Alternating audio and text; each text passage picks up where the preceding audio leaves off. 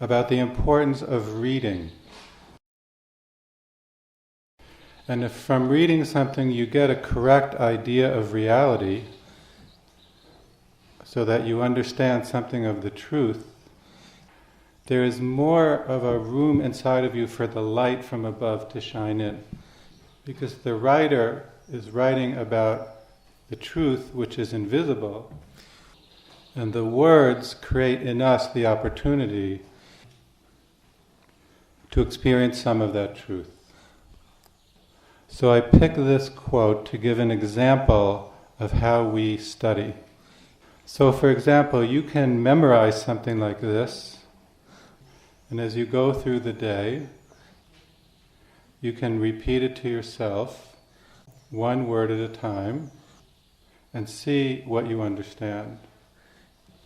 And I find that each time I do that, I understand something more.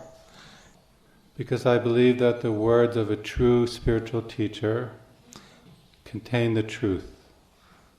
So at least I give PB the benefit of the doubt, and I assume that what he has written is true. But it is important that we never give up our own ability to reason and think for ourselves. Even PB has said that later in his life he realized that some of his ideas weren't expressed clearly earlier in his life. So we start by assuming it is true and using our reason and our thinking to see what we can understand.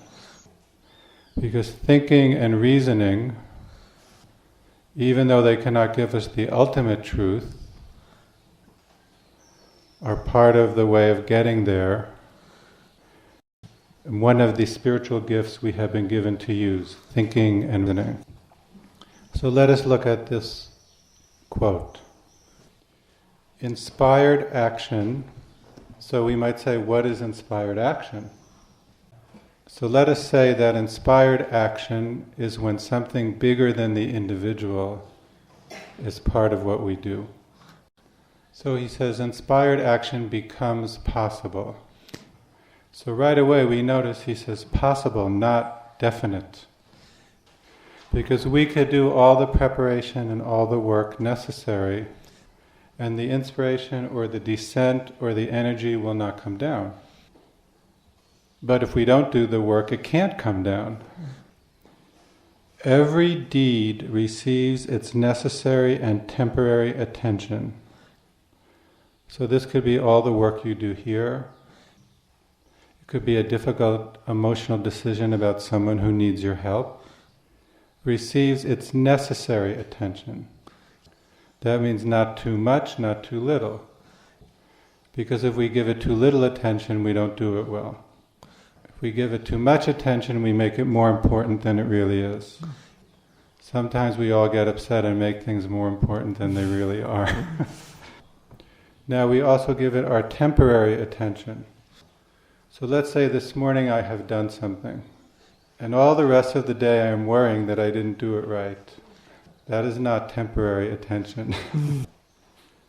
So temporary attention is while it's necessary to complete the task. And later in the quote he uses the word permanent attention for the overself. So what deserves our permanent attention is the divine. So we continue within the foreground of the mind. So that means in the front of our mind we give the necessary and temporary attention, but not with the whole of our mind. So what are we doing what are we doing along the same time? While the overself, what does PB mean by the overself? Let us just say for now it is the higher part of you. So just for now we would say the overself is the higher part of you.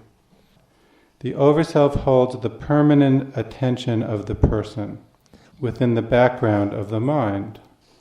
So whatever I am doing, I'm giving it the necessary and temporary attention, but the rest of me, my permanent attention is on the divine. So we could say, is my attention permanently on the divine? No. I forget a lot. But this quote is saying, the more my attention is on the higher, while I am doing my work, the more chance what I do will be inspired.